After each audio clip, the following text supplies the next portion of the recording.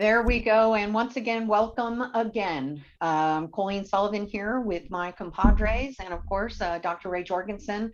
Just want to welcome you all to our free monthly webinar. Once again, the topic today is going to be purposeful and persuasive presentations. Ray? Thank you. Welcome, everybody. Glad you're here with us today. Let me introduce my partners. How about Joe? Introduce yourself and then hand off to Vince. Hey, Joe Marshall. I'm an executive coach with JLC. I had a military career and then a second career as a senior executive in the U.S. government, finishing up in the Assistant Secretary of the Navy's office. Vince, over to you. Hey, thank you, Joe. So my name is Vince Starks. I'm also a JLC associate, and I spent 30 years in the healthcare sector in the military. I've been here with JLC for about 3 years, and it's a pleasure to be here with everyone this afternoon. Thank you. A little more about you, Colleen. Sure. 3,000. 3,000 is the number of times I've been on a large stage in front of a large group. 1,500. Approximately the number of executives that I've worked with in supporting them in their leadership presence in front of large groups. And it has been a fun, incredible journey. So I'm really looking forward to this conversation. Outstanding. And thank you again so much for being here. So as I thought about what we would do today, I want to first be grateful for the fact that you showed up and that one of your assets in this century is your time. And you're sharing that asset with us right now, and we'll try and make the time meaningful. With that said, what you put into this webinar is what you'll get out of it. So I'd like you to think about showing up with a beginner's mind. I suspect that many of you have done presentations. You've done, if you're military people, you've done briefs. If you are some of my State Farm friends, you've had to do presentations from time to time. It's just what we do. In schools, you do it all the time. Teachers do it every day, 180 days a year, and sometimes 5 times a day, 6 times a day. So it is not unusual to see people thinking about how do I enhance my ability to do a better presentation. So I don't want you for a moment to think that we showed up here today thinking you don't know how to do this. I think you do. And I think you have been in a space where you listen to a presentation and you're like, oh my God, how can we get out of this? As opposed to listen to one and say, this is fantastic. So today we're going to try and shift from the, oh my God, how do we get out of this, to one that might be fantastic. And we're going to take the time to build a few understandings so that when we get anxious about a presentation, we can drop into a space where we can truly create an very authentic you in the room, because authenticity in this is critical. By the time we're done, I think that each of you will have an opportunity to take 1 or 2 or 3 little ideas that we'll present and say, I can take that and use that moving forward. Again, the beginner's mind, you avoid the curse of knowledge, which is we don't even realize that we already know all this stuff. And this is an enhancement process. So the beginner's mind will help you with that a bit. So Colleen, what did you hear me say? What did that mean to you? Sure. What I heard you say is that everyone already is probably really good at presenting and they do it every day. Maybe they don't think of it in that way, but you're in front of a group of people and you're having a conversation trying to convey ideas. So our invitation is that this is maybe show up with a beginner's mindset, be open to thinking and listening, right, to others as well as our other panelists. And the hope is that you walk away with 1 or 2 things just to enhance however you show up in front of groups, but to enhance your capabilities to be even more effective. That's beautiful. Vince or Joe, did you hear anything more or different? Yeah, I'm perhaps in a little different quadrant than Colleen. Again, based on the Harvard research that says, 2/3 of meetings are failures, and meetings many times revolve around presentations. I think we have lots of practices around presentations that I think we learn culturally from others. And there's very little thinking behind it? Is that carrying the message? Is that the quality of the message that I want to get through? And is it the appropriate way to deliver the message in this group? And so I think the planning that goes into the thinking behind the presentations is something that we need more of, regardless of how well or poorly you think we're doing. That's beautifully said. Thank you. Vince, anything more to add? Yeah, just for me, as I listened to all the comments, Ray, and I listened to your opening statement, what I heard, my takeaway was the importance of dignity and simplicity. You laid on the table, you asked people to kind of, let's go to a beginner's perspective. And I think that a lot of times in our spaces as leaders, we're so focused on conveying complex ideas or thoughts that we think that the presentations have to be extremely complicated. And I think that we can really simplify our messaging, which is what you asked people to set in our mind frame today. So that was my takeaway, and that's what was resonating with me when I listened to your opening comments. So I'm excited to talk more in depth about that approach. Yeah, one of the beautiful things to that point, Vince, and Joe, you made the point also, that if you think you're going to give a speech, draw a circle around the word speech and put an X through it. And if you think you're doing a performance, same thing, draw a circle around performance, put an X through it. That's not what we're doing. We're having a conversation with the audience. And the person most important in this opportunity is the audience, not you. And we get confused if we think we're giving a speech or a present or performance. I'm a musician, and I'm nothing without the audience. If the audience is not interacting with what I'm doing on stage, it is a failed performance. So even, and I played in a jazz group for about 2 years, and you never know what's coming as a musician there, and neither did the audience, but you could just see them hanging on the notes of the piano player and the horn players. It was stunning to see that. So today we're going to give you an opportunity to learn about how can I make my opportunity to present, all right, really become a situation where you're having a conversation with the audience. Now, if you watch TED Talks, there's not a lot of potential interaction like we're doing here. And the best TED Talks are a conversation with the audience. They're not speaking to the audience, conversation with. And they do lots of ways to try and get a little bit of, noise in the room or a little bit of a reaction. And our work is all about reminding myself constantly I'm in a conversation with the audience. And that's the most important person in the room. The entity called an audience is the entity that is most important as we do this work. With that said, let me kind of just lay out kind of in broad brush terms what this is about. So we're going to talk a little bit about design. How do we take the time to really prepare for this incredible opportunity that I have unfolding? And then as I'm thinking about my preparation, I will then shift into the design space and then finally the delivery. And something everyone leaves out after we prepare, we design, we deliver. I'm going to encourage everyone to do a personal after-action review to make sure that the intention that they brought forward was met and what they could do to enhance what they did next time. To a point that I think that Joe made, it's probably bigger than 2/3. And I know that's the Harvard research. MIT had it up near 80% of meetings just fall flat. And presentations fall flat because they tend to be a lot of data on slides with all kinds of information. Colleen has one I can show you here that's just an amazing non-example of a slide that would confuse the audience. Can you put that one up for a second, Colleen? Sure. Yep. I will find it. I've got one pulling up. And as she's doing that, so often as we prepare, we're trying to write down everything we can think of. Everything we can think of. And this is an example. Wireless market. Here you go. Here's your executive summary. I don't know how many words it is. I don't know. Somebody put a nice little picture on the bottom left side as you're looking at it to make it look a little nicer. It's just like, this is not helpful.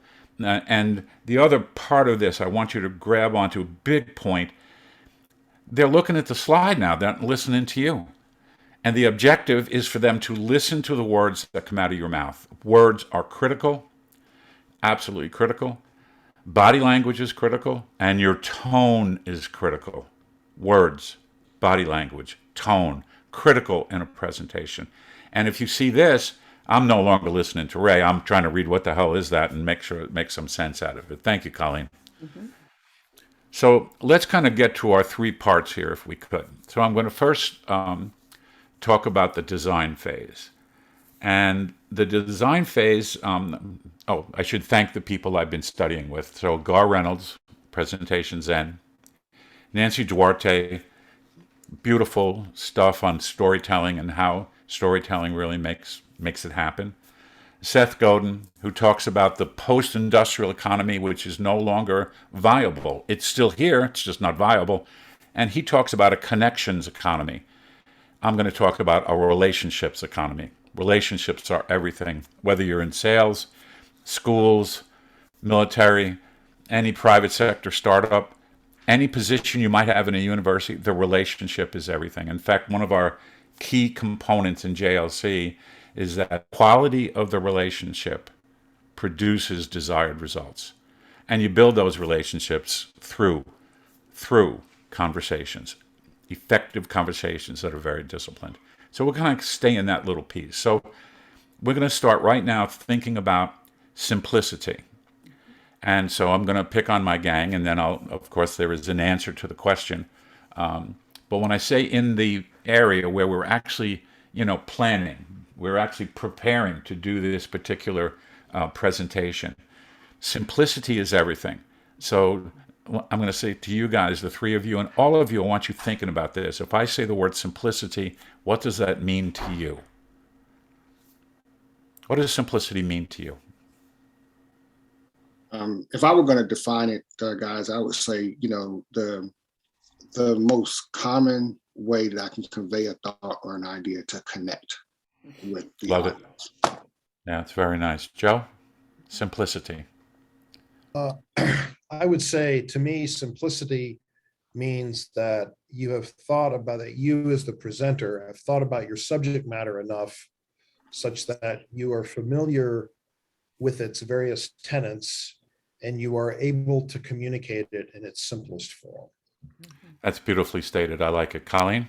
Yeah, just to add on to what Joe offered, it's also considering your audience. I think in simplicity, there's a sense of recognizing who you're presenting to and ensuring that as you begin to clarify your key messages, that you consider what they already know, who's in the room, how many people are in the room, and those types of things.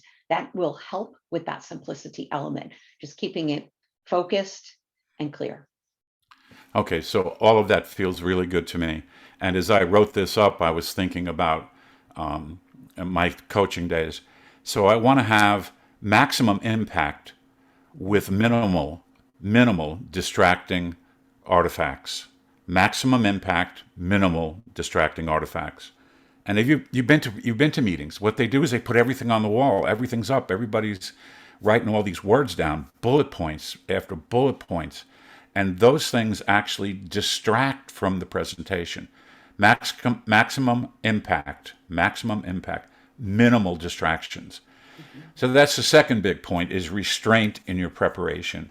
Don't try and do everything. Come up with one central theme, one central idea. That is really critical. If we can't do that, we're in trouble. And I would say to you, as I prepared for this, and we say eat our own dog food, I took 2 mornings, and one was walking with the dog, and the other was just sitting on the back porch, and I was completely unplugged, analog, completely unplugged, analog, no digital stuff near me at all. And I wrote down what are the key ideas we want to bring forward in this webinar today.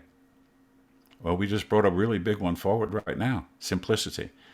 So if you're doing a presentation, my truly strong invitation is to think about what is the major theme? What is the thing I want to talk about? So I'm going to use one today as an example that we all get challenged to talk about.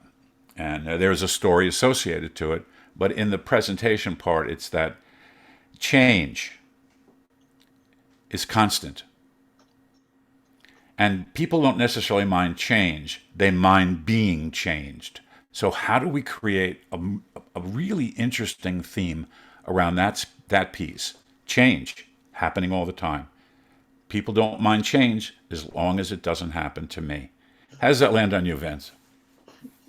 Yeah. So I, I appreciate the aspect of, the simplicity, and I really appreciate the aspect of kind of noting the change that you talked about. So I was sitting here just reflecting. My comments are not extremely rich because I'm still really processing and thinking through what you just said. Oh, that's fine. Colleen? Yeah, just thinking about the simplicity piece, and the other piece was keeping it, what major theme do you want to convey? Just really that piece is resonating because, to your point, I think, you know, and depending upon the audience, right? If I'm in front of if I'm doing a brief and I'm in a meeting room, if I'm, there's so much information that I want to share, and yet many times too much can also be an issue. And so how can you really hone it down to the key points to ensure that you're conveying that message clearly and simply? I think Yeah. many times, though, when we work with people with their agendas, right, they want to have 25 different things on an agenda because all of them are, from their perspective, necessary. I think Mm. it's just that discipline in recognizing, is it the most important thing? Is the outcome getting through all of those things? Or is it really conveying them in a way that people develop a common understanding of expected outcomes and shifts and changes in behavior? Yeah, there's a tipping point in a good presentation where data are everywhere now. We're just overwhelmed with it.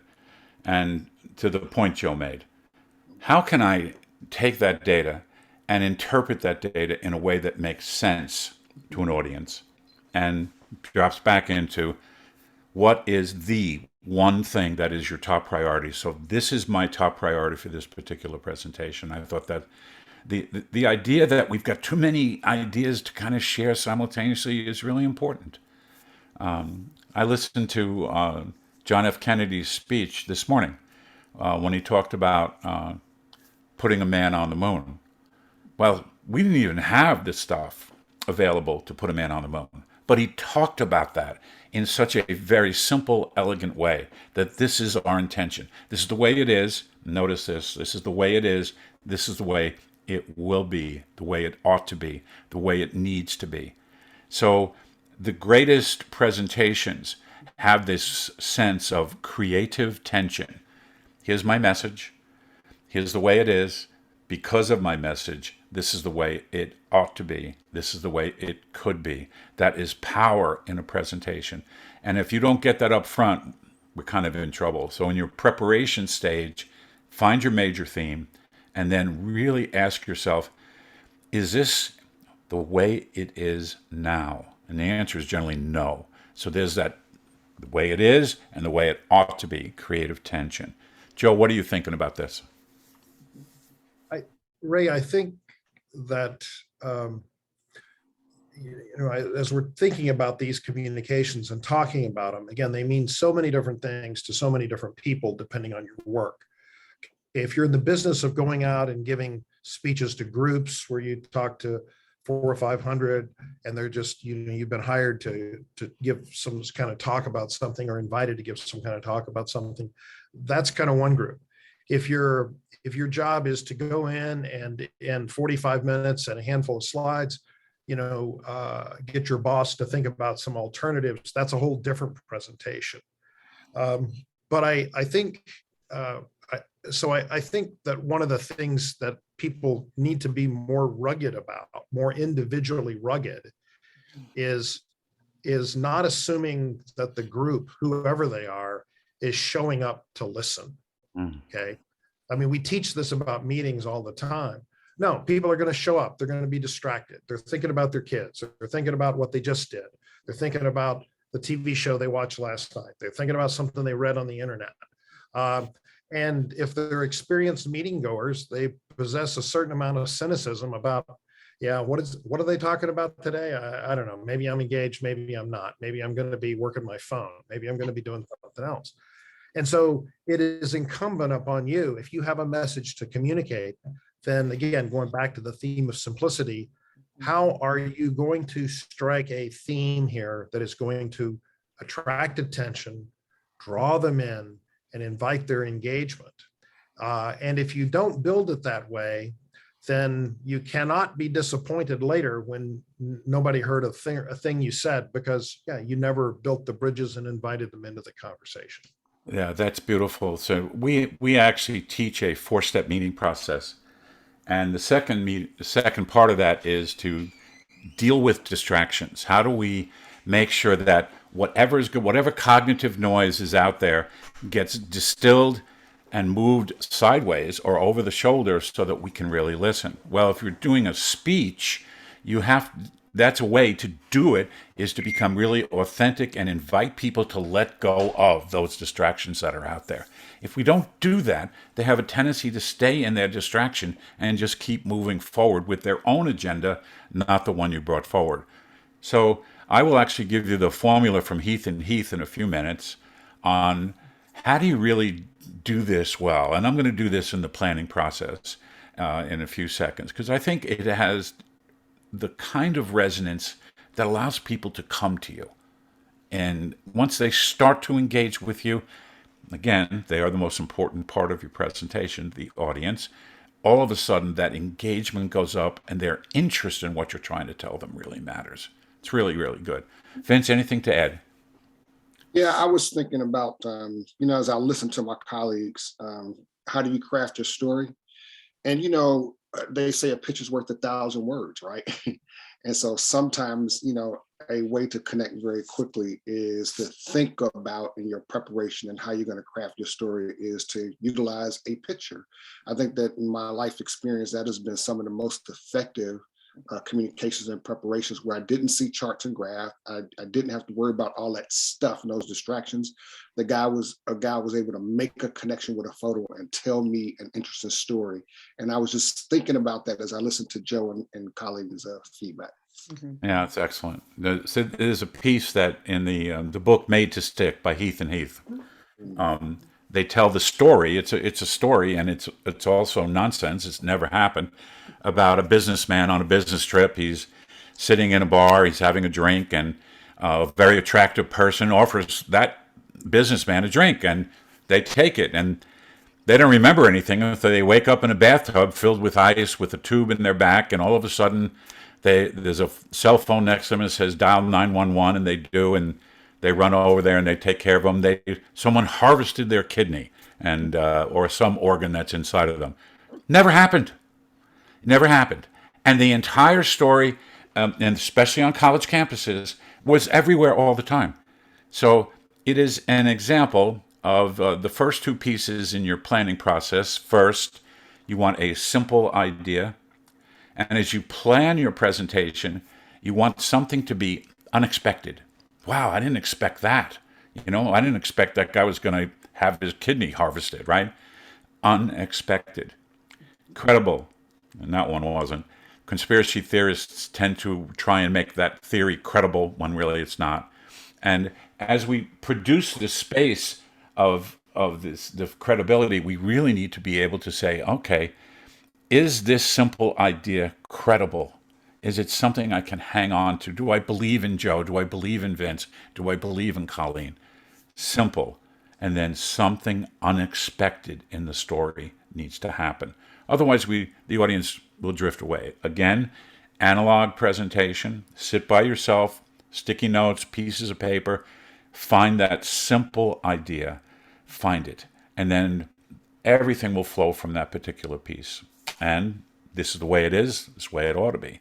That's the other piece of creative tension. Simple, unexpected, credible, very credible piece in this part. So let me stop there again. So audience, please tap in your questions or comments as we go forward. Colleen, what are you thinking? Yeah, I'm just thinking about simple, credible, unexpected, just easy ways as you're thinking about planning your presentation. And one of the questions that I wrote in the chat box that I'd love to hear from our audience are, how do you get people to lean in, right?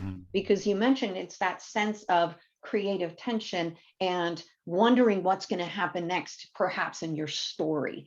And so I know straight out of the gate, there are so many different ways that you can get people to lean in, and story is one way, right? Story is a great way because it can convey, we work with executives all the time, and we never begin with, here are the top 5 things you need to do to develop quality relationships. But we will start with a story of how quality relationships have enhanced the team's ability and an organization's transformed an organization. We might also start out with how Joe did, with a statistic that's interesting, that piques people's interests, or a number or declarative statement, really, where that's what I said, 3,000, right? It's the number of times I've been up on a big stage.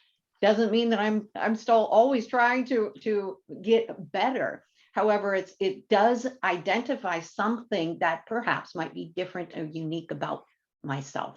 So I think as you're thinking about getting people to lean in, what are some of those things you can do, especially right at the beginning, to get them hooked? I love it. Yeah, there's a piece here about authenticity, but also you need to reveal yourself. Who are you? When you tell your story, you've seen me do this on large groups, Colleen, and I know Joe and Vince have seen me do this in small groups. I say to them early on in the presentation, what do you want to know about me? Give me a couple of questions you want me to answer so that you know who I am personally and or professionally. And I answer those questions. It's a connection that happens almost instantly because now they know, who is this person? I have an identity. I have a background. I don't always get to talk about it. And if I really want to have an impact and get people to lean in, I need to make a connection so that they see this guy is someone I can listen to. I respect where he's been, what he's done, and I've had those same problems and issues before. So there's this piece of the kind of the hook in your preparation to say, this is what I'm trying to make sure that people grab onto moving forward. Really good, really good. Joe, something to add? So the hook, requires some thought. And again, this is where sometimes you hear people say, "Oh, PowerPoint's bad. It's ruined our thinking." Well, if somebody built you a bad house, you wouldn't call up the contractor and say, "Well, the saws were bad and the hammers weren't big enough." No, you don't complain about the tools. You complain about the intelligence behind the tools and how they were used. Yeah. And so again, to the extent that and again, recognizing that we all have a fundamental human weakness and that we're lazy.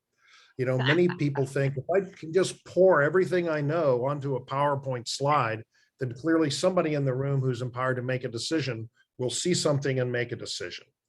And of course, nothing's further from the truth, but there are many significant components in the Department of Defense, even, where people believe that is absolutely true. And every slide is smaller and smaller font and more stuff. And again, I think, people work within limitations. Their bosses have expectations. I don't think people can do everything they always want to on a slide. But I think if we can create a mental image that says PowerPoint, Harvard graphics, again, whatever, I've been doing this for a while. So whatever tool you want to use, pencil and paper, construct an outline. The outline is not the discussion. The outline are kind of the key ideas.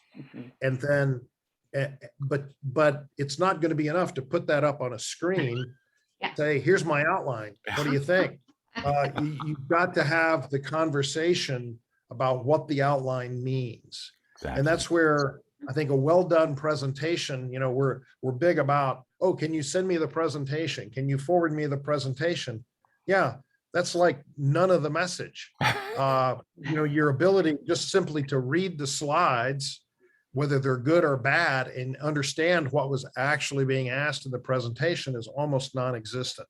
Right. And so you have to create that intelligent conversation about what is the message and why is this important to you.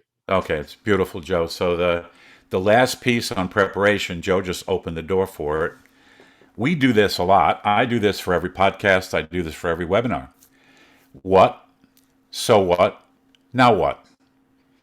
What? What is my key message? So what? Why is that important? Now what? What do we expect people to do at the end? So this whole piece on developing a clear context, a purpose, and an outcome, you've all heard us talk about this before. Your CPO is your what, so what, and now what.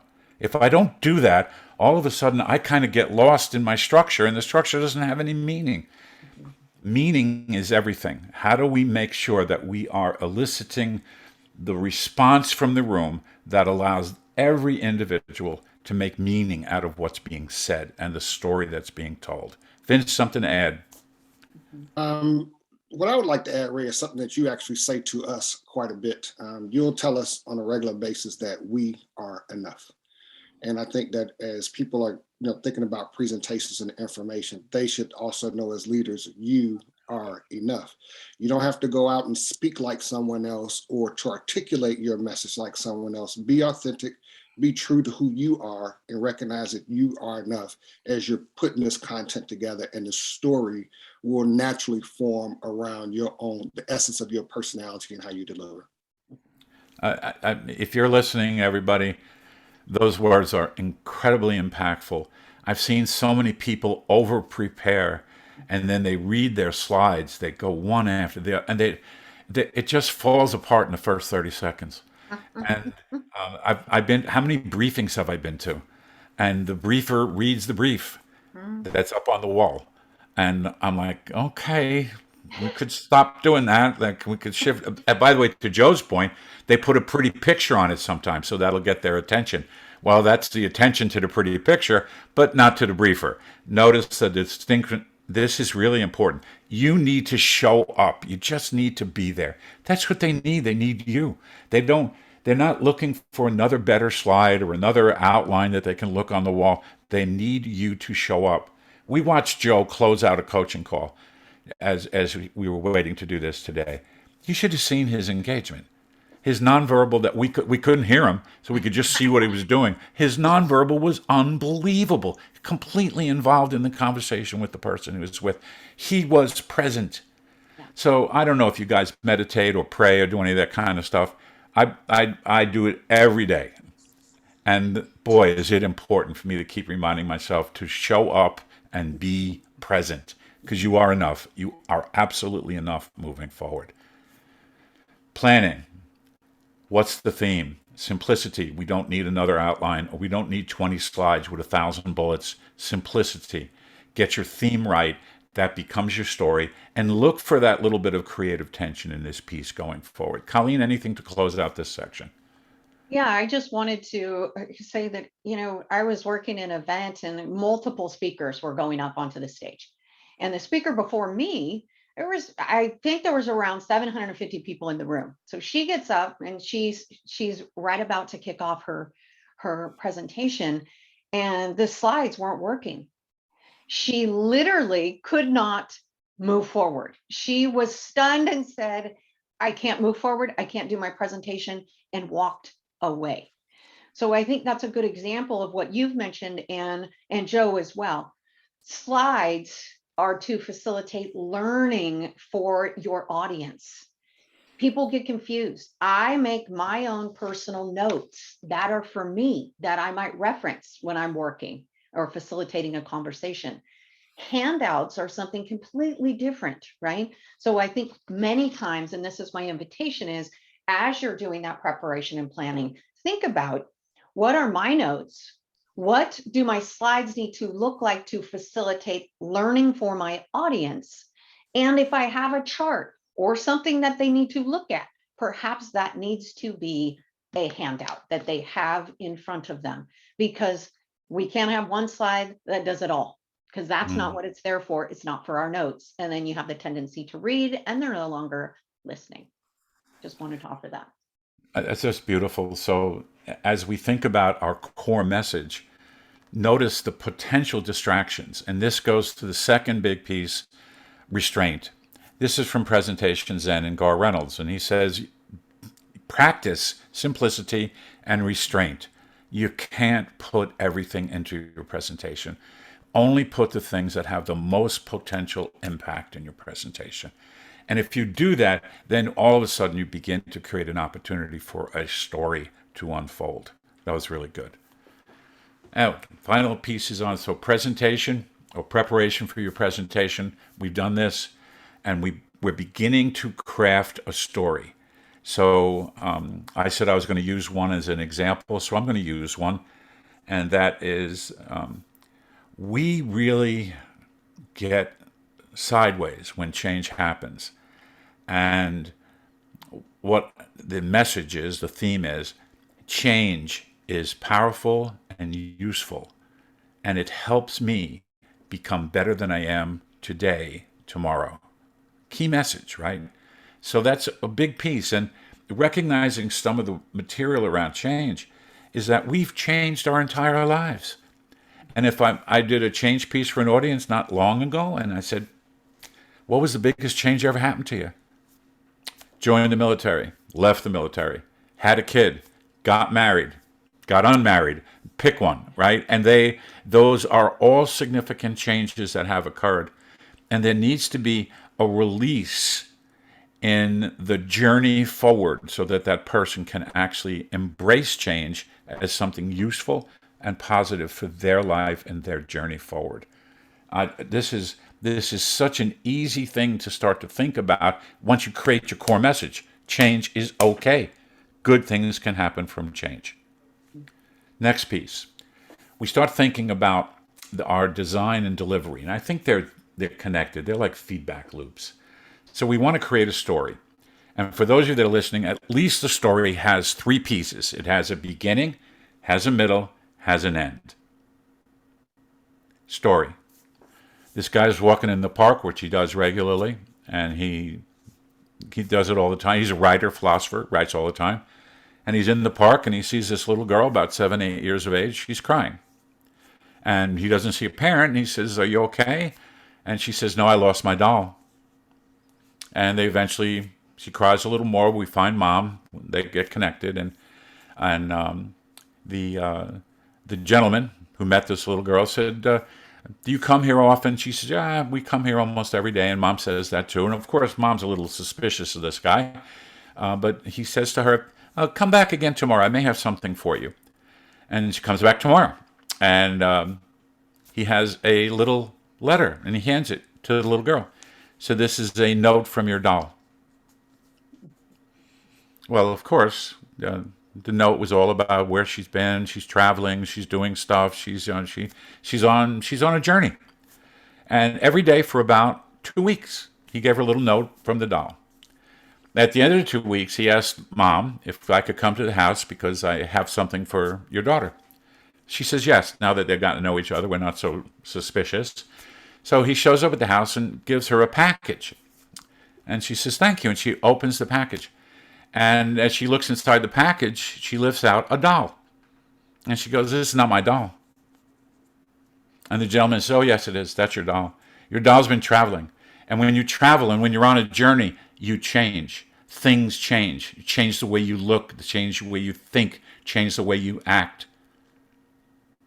She changed. This is your doll after your doll has been on a journey. Notice the themes. Change is unfolding. It's unexpected. Story happens along the journey. The journey produces change in human beings. Change is natural, and we are not going to look the same. Why does this matter so much? Because right now, for the four of us, we want people to remember us like we are. And if they don't remember us like we are, they'll put us back in that box because they have us in a box. Joe Marshall. We know Mr. Marshall. We know Mr. Marshall. Vince Starks. We know Vince. We know Colleen. And if we don't behave in the ways they remember, they try and put us back in the box. Rather than recognizing change is a natural, normal development for every human being. And one of the things that I love about these three people, and I love so much about them, one of the things I love about them is their interest in learning. They're constantly trying to learn. So notice, Simple preparation. We need to talk about change. Big theme. Things happen. Here's a little story about change. And all of a sudden, the connection to the audience is something bigger than it was when we said this is a presentation about change. Something shifted. Story is like a, now, I love this phrase. This is one of the people I listen to. He said, story is a flight simulator for the brain. It connects in ways that people can't believe.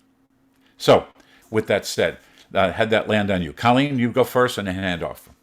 Yeah, I think it just, it's such a powerful way, especially when you're talking about change, because stories create pictures in our mind.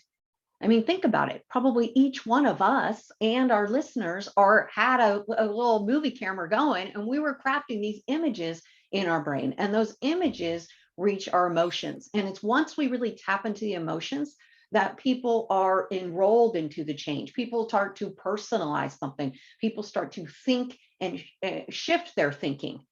And so I think that's one big thing to talk about is these short little stories are so much more impactful than starting with, because you could have started right with, to change presentation.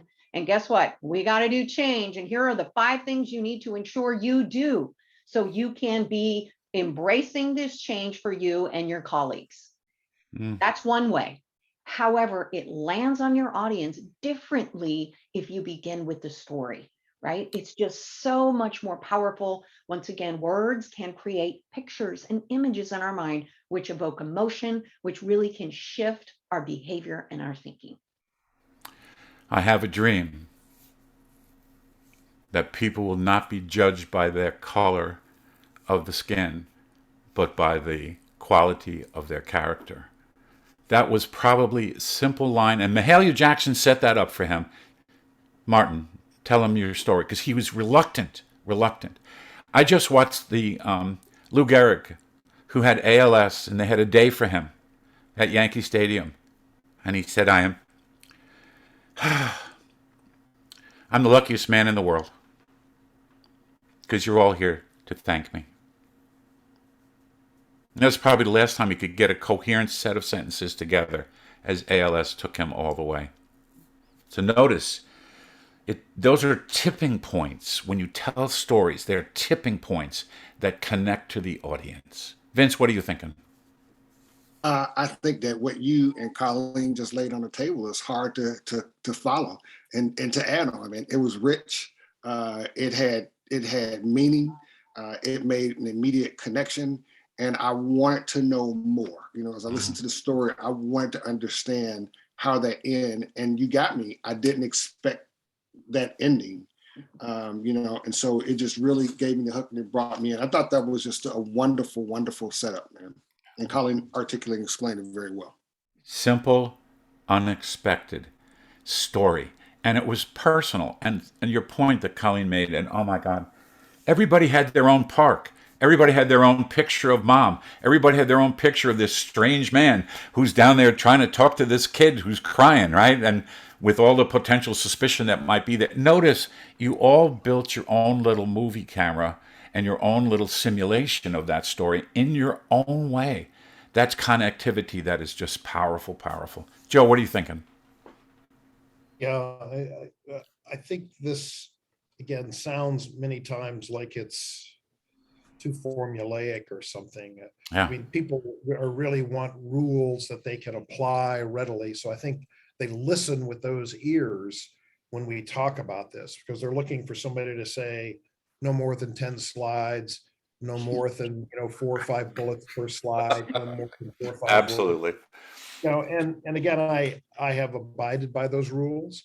I've also violated those rules when the story needed a little different dimension or a little better dimension. Use a picture, don't use a picture. Use a provoking question. Starting off by asking the group, okay, what do you think what do you think I'm here to talk about today? Or Beautiful. how do you think this goes? Yeah. Again, these are ways to open up doors so that people are more prepared to listen to whatever points you would like to convey to them. And so I think doing that, doing it well, comes from practice, but also thinking carefully about what it is you're going to say before you say it. It's super, super, super. So, ladies and gentlemen that are listening, you can tell these folks, they're professionals. They do this. This is their work, and they want to do it better tomorrow. So it's a constant visitation. I'm going to do one on life insurance. So the theme is that life insurance really matters to your family, and you may not even know how much. This is a story that a gentleman told. He's retired now from State Farm. And they had a dip in the data. The data went down in selling life insurance. The book wasn't buying as much life insurance. And his senior vice president said, I'd like you to address this issue about life insurance. He goes to the microphone and he says, 2 weeks ago, I was at a gathering in my hometown, a place where I had my very first agency. And we're there, and a young woman comes up to me, beautiful, beautiful young woman, comes up to me and starts to talk with me and says, I just want to let you know I'm really grateful for you. And he goes, well, thank you. He says, no, I need to tell you more. My dad, when I was a little girl, you were our insurance agent, and you kept arguing with him to take life insurance. You're really making the case he needed life insurance. Took almost 18 months, if I remember correctly, for you to convince him completely that he should have life insurance. He finally took the policy. He died 8 months later. My family was taken care of. I got to go to college. I became a doctor. I'm a cardiologist. I save lives every day because of you and what you did for my family. You can feel the sensibility in that rather than put up a chart showing the dip in life insurance in the last 3 quarters, or that we need to do better and let me do a rah-rah. There is something that is potent in that ability. Preparation. Do it analog. Go by yourself. Go for a walk. Think about the theme that you want and a couple of supporting ideas. No more than that. Theme and maybe 3 supporting ideas. Work hard to practice simplicity around the story you're going to tell. And remember, the story has a beginning, a middle, and an end. Remember, creative tension matters. It matters. And it happens when a simple idea is connected to an unexpected story. All of a sudden, I'm drawn back into the game again. And when you make it personal, when it's about something that's happened to you or something that is part of your life or something that impacted you, that personal piece creates vulnerability and authenticity, all things that really matter in the process of presenting. So, with that said, we're at the end of our time, and I'm going to ask each of my friends to say, okay, what resonated most with you that you want to make sure that the audience that's listening hears? Who'd like to start? Yeah, so I'll start with one of the points you made there about think carefully about what you're trying to convey and come up with 2 or 3 really strong points that support your thinking. I've read some studies recently that suggest that that it's a little counterintuitive, because many times as human beings we think, oh, if I give them 10 reasons why they should be agreeing with me, or they should be thinking more like this, that it becomes a weight of evidence that will convince people. And actually, the studies show that the more reasons you give people, actually the way that works against you is that it's more opportunities for them to find a reason to disagree and push back. So you give me a list of 10 reasons, I agree on all of them except number 7, but because of that, no, I'm not going with your idea. Yeah. So and again, when 7 is probably more trivial and can be worked out in the details.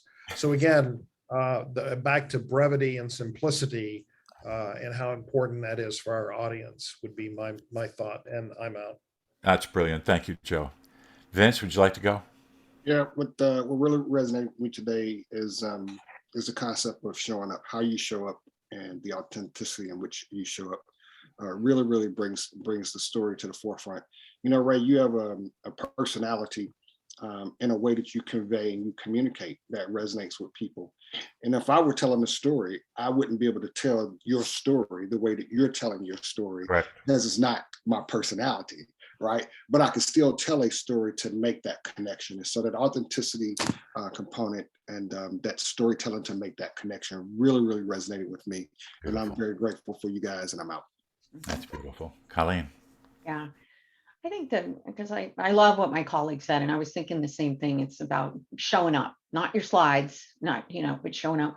But I think the final thing that I'll lay on the table, especially for people who are, maybe communicating not with their normal team, but a bigger audience or in front of people that they might not know. I know there's a lot of collaborative things going on. You got to get up in front, sometimes impromptu. But my invitation is the number 7. And I shared this with my friend Vince when he was prepping for a virtual presentation with a big group of people. Remember, you did an amazing job. And the studies indicate you've got to practice 7 times and not just reading your notes and thinking that you can go over it in your head, but you are talking, you are walking, you are acting like that you are there on the stage. And I remember my father used to do that all the time. He was an attorney and he was a trial attorney. So he'd get out in front and he'd walk and he'd talk in front of the mirror in his bathroom. And he did that all the time before closing arguments. So I think that really resonated with me. And that's one of the things I do when I'm preparing for a conversation where I'm not feeling 100% comfortable. And so the number 7, and I'm out. That's beautiful. So to connect to the 3, I was preparing for presentation. This has got to be 28 years ago. And I'm at the University of South Florida. And a woman who was my mentor in this world of dialogue and conversation and communication came in. I didn't expect her. And there I was I had all these slides everywhere and stuff everywhere. And she dramatically put her hands on top of all my materials and pushed them down. And she said, make sure you show up and not your stuff. So I will never forget that. And I think you guys made that point all day long today during our time together. Ladies and gentlemen, so grateful that you were here today. Hey, Ray. Remember, time is a critical asset, and your ability to develop relationships and connections, that's the economy of our world right now, irrespective of the school, private sector company you work with, military, entrepreneur, university professor. It's a connections economy, and it's defined by the quality of the relationships. Thank you for being with us, and take care, everyone. Hope you enjoy the webinar.